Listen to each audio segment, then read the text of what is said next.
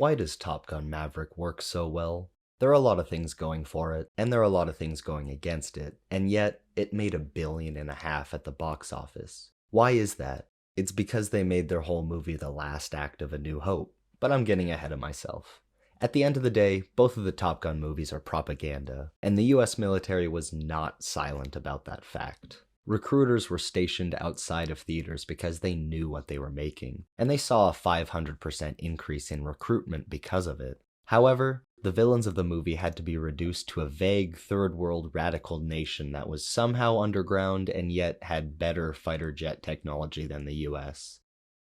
And yet, I love this movie dearly. Maverick was one of those legacy sequels that just worked. Not only is the camera work top-notch thanks to the director of photography, Claudio Miranda, but all of the actors are actually up in jets, pulling real G's. Tom Cruise is known for doing this, but this alone pushes the filmmaking so much further than it would be without. There are moments in this movie that had my jaw wide open for minutes at a time simply because I was in awe at how dangerously beautiful the filmmaking was. Special effects played a substantial role, and you can see a lot of it, but most of it you can't, and that's where the movie shines. While all these aspects could have come together to create something amazing, Joseph Kosinski, Tom Cruise, Christopher McQuarrie, and so many more decided to hold this movie together with a narrative glue that built what is now known as the blockbuster.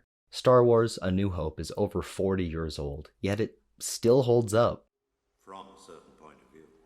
And that is just as true for the third act's Death Star trench run. It feels fast and dangerous, and it's the perfect ending to a Star Wars movie that isn't a cool lightsaber battle. And while it is perfect, it's isolated to the third act of the movie. This is by design. The Death Star is seen earlier on, but Luke had to be mentally ready for the mission before he knew what it was. And before I get into it, I do have to mention that Top Gun Maverick had the benefit of coming decades after hundreds of other movies like Star Wars to inspire it, standing on the shoulders of giants with modern technology and so forth. But the main inspiration was clearly A New Hope's trench run. Not only is the iconography similar, but the shots themselves seem to at times take direct influence. The similar shot composition could be explained with that being one of the best ways to visually convey speed, but the resemblance is just too clear. And while we have two Lukes technically, the second, Goose's son Rooster, has to use the Force and trust his gut when shooting the torpedo into the exhaust port.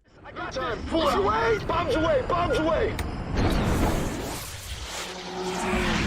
And if you're not convinced, Han Solo even comes to the rescue at the end. Nonetheless, Maverick is amazing because it doesn't reserve their version of the trench run to the third act. As I mentioned before, there's nothing wrong with that, but the Top Gun sequel is slightly different in its structure, in that it's more similar to a heist movie. In Maverick, we learn about the heist plan for the third act 18 minutes in, only 14% into the whole movie. Compare that to my favorite heist movie, Ocean's 11, which gives their heist plan a half an hour in, a quarter of the way into the movie. Maverick dedicates even more time to ratchet up the tension, making every moment count before they depart for this mission. And every movie leads up to the third act. If it doesn't, it's not a good movie. But not a lot of movies tell the audience every detail about what is going to happen. Well, at least what is planned to happen. Making 86% of the movie lead up to this leads to infinitely more tension. That's why Top Gun Maverick is such a captivating experience. The characters and their interactions are interesting enough, but I just want to see them fly their jets and barrel roll just over a mountain peak so they can 360 no-scope event. And when the heist eventually kicks off, my goodness, it's jaw-dropping.